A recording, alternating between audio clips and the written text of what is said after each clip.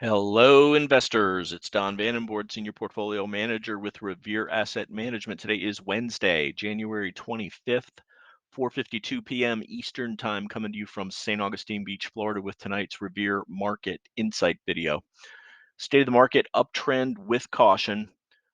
Caution, as I mentioned last night, this will stay on until we clear the earnings for the big tech companies and get through the FOMC next week. And this time last night, about 24 hours ago, I was talking about the positive earnings reaction to Microsoft. It closed at 242. It was trading above 252.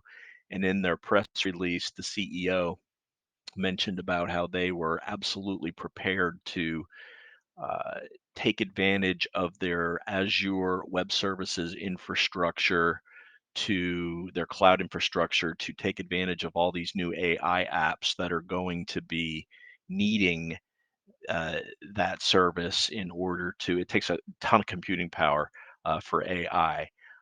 But really, what it was a case of a couple of FOMC meetings ago. Jerome Powell did a kind of a,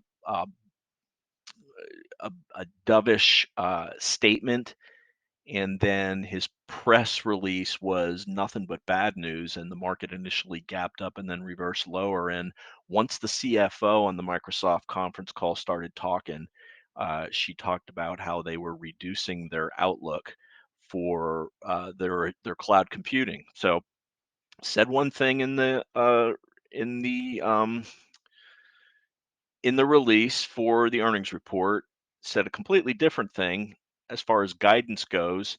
And as a result, overnight, the markets sold off. Uh, Microsoft went from 252 all the way down to the low 230s before the market opened, and it caused a gap down across big tech and really all of the indexes. Every index gapped down by at least NASDAQ 100 gap down 1.7%, S&P 500 gap down 1.1%. The Dow was the least impacted, down 0.8%. And then we continued to sell off for about 30 minutes, and then the bull showed up at 39.50, a key level from the past. Key support level held, and that was it. As far as the Bears go, they were feeling good at the open. It lasted about an hour, and then a complete about face and a strong rally from 39.50 all the way up to 40.20, 1.8%. And the net result is that the S&P 500 was basically flat on the day, but that's about the best flat day the bulls have ever seen. The NASDAQ 100 went from down over 2% to down only 0.2%. A huge win for the bulls. Another case of bad news coming in. The initial reaction negative, but the bulls said, "Yeah, we're okay with this. We're not. We can handle this, and we're going to support the market around that 39.50 area," and that's what they did.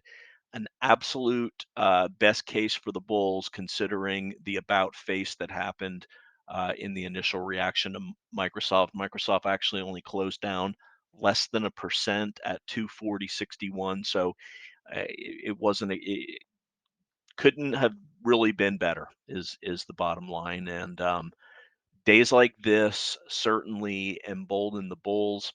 After hours, Tesla reported, that was widely watched. Right now, that's basically a big fat nothing. That the stock has really been. It closed at 144. It's been between 143 and 147. It's about 147 now. They slightly beat estimates and for revenue and earnings, and really not much of a reaction at all. So now we'll look forward to the big tech names next week: Apple, Amazon, Google, and see where that takes us. But so far, uh, the bulls are winning this battle with earnings reports. That's not to say that stocks aren't going unscathed. They certainly are. Look at Intuitive Surgical on their report from yesterday. After hours, we've got a couple of them that are down. But all in all, the index is trying to sell off, and the bulls fumbled the ball, but the Bears were unable to recover it, and the Bulls got it back, and and it's 1st and 10 again. How is that enough football analogies for everybody? Can you tell I'm a big football fan? Anyway, bottom line, what just happened today? Great flat day for the Bulls. So let's go over here. No changes on the top three here. Market leaders acting really well. And even when we were selling off this morning on the indexes, especially with big tech, the leaders were holding up just fine. No major damage suffered. In fact, not a single stock on the the world famous 21 over 21 leaders list ended up failing on the day. Couple undercut and reclaimed their 21 day, which is exactly what you want to see. Short term, all five of the major indexes are trending above their uptrending 21-day exponential moving average, also trending above their medium term 50-day moving average. Mixed bag on the 200. We undercut and reclaimed on the S&P today, and the Nasdaq 100 still a couple percent below its 200-day moving average. So as I said, what just happened? A great flat day for the Bulls. S&P just barely down. Nasdaq 100 down 0.2. Dow barely positive. Mid caps up 0.25. Same with the Russell 2000 up 0.25. Global Diversified 60/40 up 0.21. GROTECTION in-house positive on the day by 0.05. We did some selling early. Did some buying after the positive reversal and pyramiding a couple of positions. We'll go through all that when we get to the tail of the tape. So let's dive into it now. We'll start off as we always do with the chart of the S&P 500. Trend following is what we do here at Revere. When the market is trending above all major indexes, kind of what they're doing now, not perfectly aligned. Normally you want to see the red line, the green line, the short-term 21 above the red line, that's the 50-day, and those both above the black line, the 200-day, kind of like back here in late December before we started rolling over, and we get to that ideal, we will have maximum exposure to the market between index ETFs, sector ETFs, and individual names. When things start going south, as our anybody that follows our videos and our clients are well aware, we take decisive action to protect capital, especially if we get below the 200-day moving average. That's the big black line, and that's because all these bear markets occur underneath the 200-day moving average. Normal drawdowns about 12% before you break the 200. Not difficult to come back for that. Much more difficult to come back from these numbers, particularly these orange shaded numbers. On average, a severe bear market losing over 30%. There's been 6 of them. You need an 80% recovery from the average 44.5% drawdown on that. If you're approaching retirement, you can't afford that. That's why our number one job at Revere is to protect the downside and then participate in the upside when the market rights itself. The market has been attempting to right itself since early January, almost a year to the day since we started selling off. January 6th was a big positive day, started to get us back above the short-term moving averages. A little bit of a pullback, a little shake of the trees last week. The market always tries to separate the weak hands from their positions. We sold some things, bought right back in when we got back above our short-term moving averages. And then obviously a shake today with the gap down, but best case scenario, let's go to the 60-minute chart here, and you can see 1.6 was the breakout right here. Pull back a little bit higher, so it's basically 2 steps up, 1 step back, held where we needed to, 2 more steps forward, another step back today, but reclaiming that step back by the end of the day to close flat. And you can see this 39.50 area. We've been quoting that for a while. It was key back here in December. It was resistance here in early January. We got back above it. A couple weeks ago, we tested it several times and it would not break. This was the break that had us all concerned last Wednesday. Recaptured it the next day or 2 days later. Nice move up to 40.40 since then. This is the next level that we're trying to get above for the bulls. 40.40 on the S&P. Gap down today, holds 39.50. 39.50 becomes even more key now that we held it on any pullback. And once we started bouncing off of that, we re-added some of the exposure that we got stopped out on early in the day. So there's the S&P 500. Let's go to the Nasdaq 100. Nice close at the top of the range. Lower lows we're making now, or sorry, lower highs the last 3 days since the pullback. Still only 1.8% away from the 200-day moving average, the big nasty black line, but didn't even just an undercut and a reclaim of the 8 EMA today. So pretty good stuff there. Let's go to the Dow Jones Industrial Average. You can see showed relative strength today, has been showing relative weakness over the last 4 weeks, undercut and reclaim almost the high and the low range for 3 straight days now has been just about the same, playing ping pong back and forth among the 50-day and the 21-day moving average, and they're kind of flat. When they're flat, they don't provide as much support as when they're on a nice slope higher. Let's go to mid caps. MDY undercut briefly. The ADMA reclaimed it, finished positive on the day. IWM also with a positive finish, undercut of the ADMA and a reclaim. So good stuff all around on the indexes. You can see since we had this false breakdown last week, all 5 of the indexes are showing a similar stochastic structure. That's good stuff. Let's go to the VIX. VIX was up early in the day with the gap down, as you can tell on the 5-minute chart here, big move up, but it topped when the market bottomed, and then big sell-off, ended up negative on the day by 0.8%. Again, that declining 21-day moving average can't get above it, along with the 50-day moving average. As long as we continue to trend lower on those, it's a tailwind for the market. Keep in mind this 19 at the worst 18 level has been as low as we've been able to go on the VIX for over a year. Let's go to the dollar. Dollar started out strong on the day with the gap down. Well, started out flat, uh, pulled back, then got strong during the day, but closed at the lows of the day, just selling off all day long. As I'm sure that helped the indexes as a tailwind. Weak dollar, good for stocks. On a daily chart, UUP still trending below this ADMA, can't get back above it. That's acting as major resistance on any bounce for the UUP. So if we see a close above that, that'll be a change in character. Let's go to the bond indexes now. Bonds mildly higher on the day, meaning rates with a little bit of a pullback. Here's the broad bond index, one close below the 200, back above it now. Let's go to corporate bonds, LQD. Another tight day, barely up on the day, above the 200-day moving average. Junk bonds, JNK, flat on the day, hanging right above the 200-day moving average. And the long bond, TLT, up on the day, can't get above the 200-day moving average, up on the day. So you'll see yields down slightly on the 30-year. Actually, this is showing flat because it closes at 3 o'clock, doesn't go into 4 o'clock. Let's go for the 10-year TNX, and down slightly on the day, 0.2.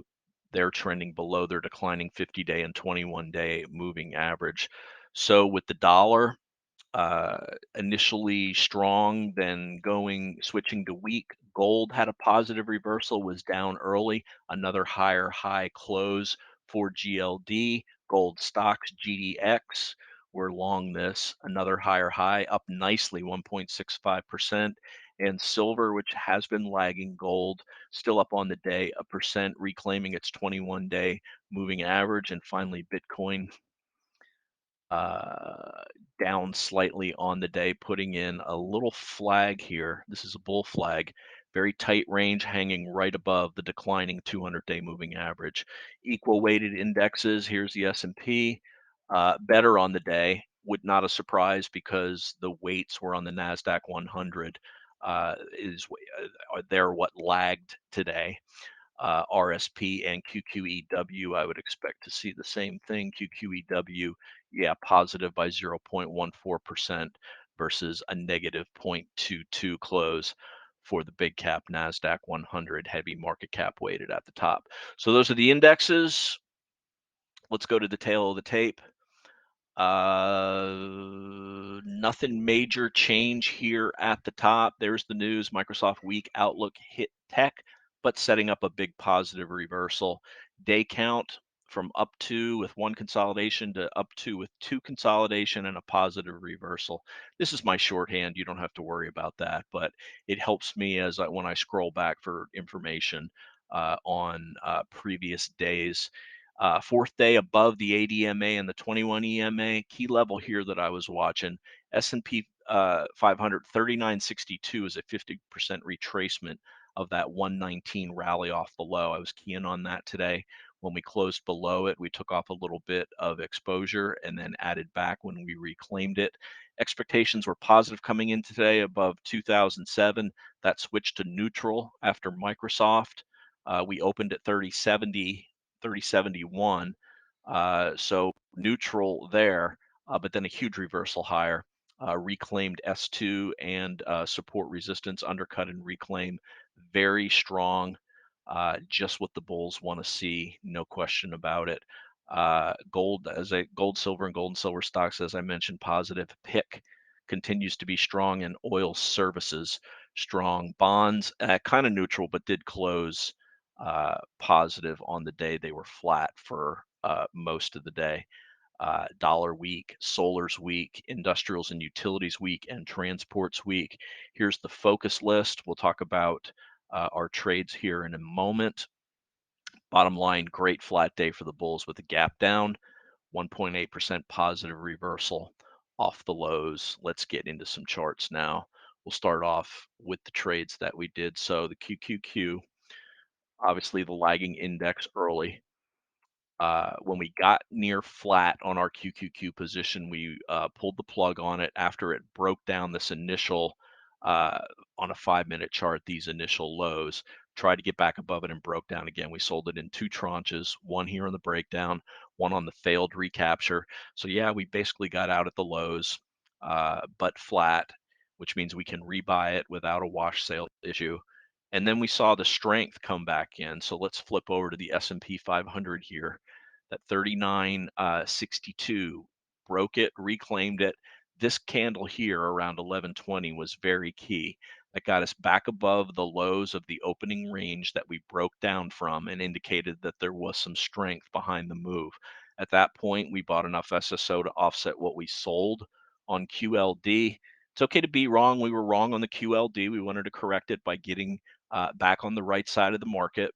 And so we added to our SSO position to make up for what we sold on QLD. At the same time, First Solar down.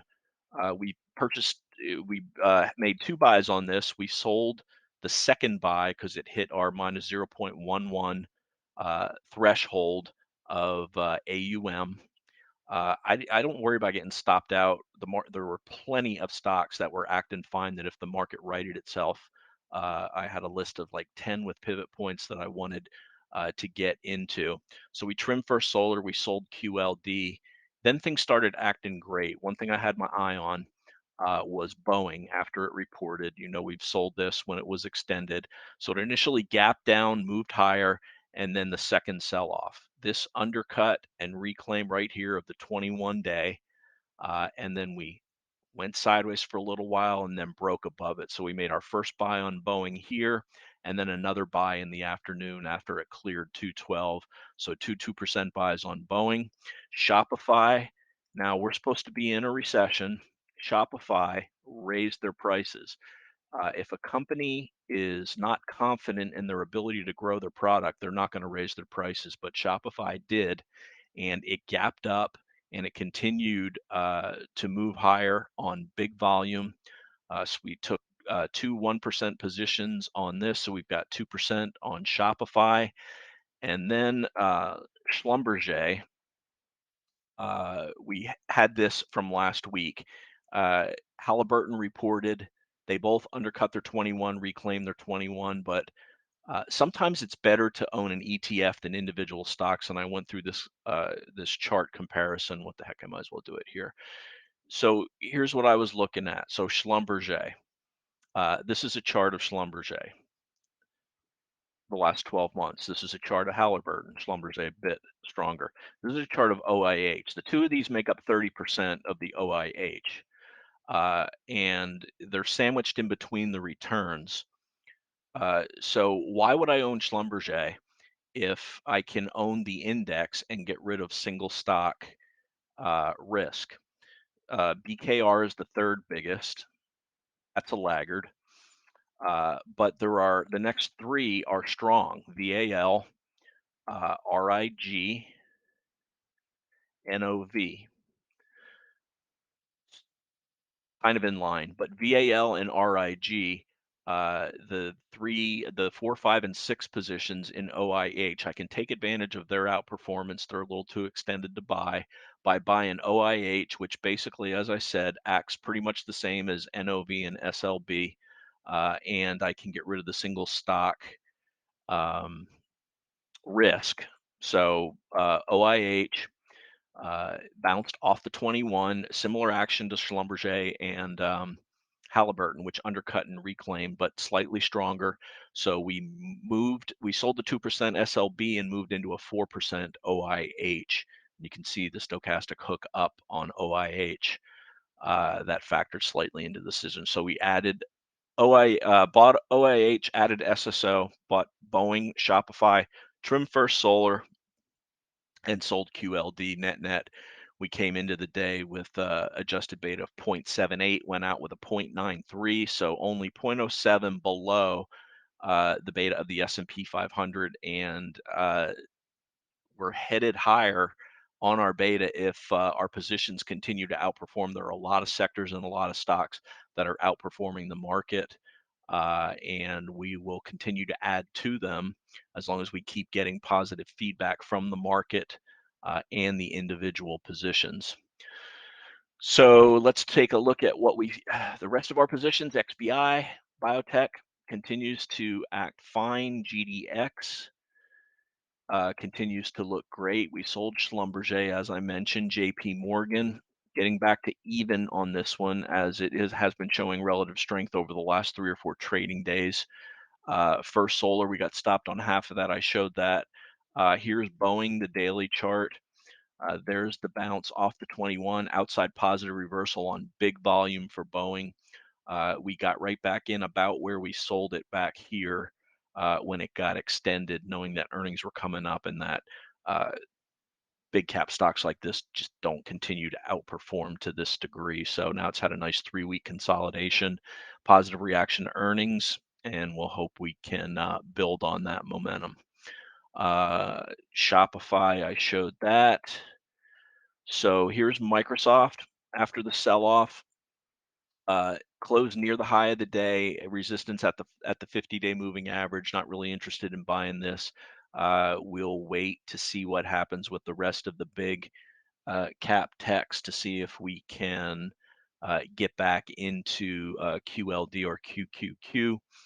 Tesla after hours, 145, basically up less than 1% of where it closed. 3 tight closes here for Tesla. Certainly not a blow up. Everything that I've read so far is fine. They haven't finished the conference call yet. We know from Microsoft last night what can happen with the conference calls. But if this breaks above the 50-day moving average, we'll strongly consider taking a position on that. It is in my list. 3 other strong stocks that continue to act great: AEHR. We sold that at 34. Now it's higher. That's always the risk that you take. Any pullback, we'll be looking to get back in now that the market got rid of that hangover from Microsoft. And a couple chemical stocks. Albemarle acting well with volume after it reclaimed its moving averages over the past week. And CCJ, uranium, uh, 1 day up, 2 day sideways, another day up, great relative strength. This is acting very well, very high on the focus list. That's going to wrap it. As always, love to hear from you. The email is don@revereasset.com. The phone is 855 Real Wealth. That's 855-732-5932. You can also email my partner, Dan Stewart, who can walk you through the simple process of becoming a client. Just a couple of signatures on a DocuSign form, and we would be glad to have you come aboard. So reach out if you're interested. Remember, folks, it's not how much you make in the market, it's how much of that you can keep. We've been in defensive mode for a year, back leaning to offensive mode right now. When we get an adjusted beta of 1, that means we're at least as confident as the S&P 500. We want it to be acting well. It is acting well. It's responded to a couple of setbacks, and has made working on making higher highs. We want it next level up. We want to get above is 4040, which was the high from last week. This day here, 4039.31. Second day up, 2 days of consolidation with a positive reversal is a plus for the markets. So we're looking to add exposure as we stand right now. So wrapping up, Wednesday, January 25th. This is Don Vandenbord telling it like it is. Thanks for listening and have a great day.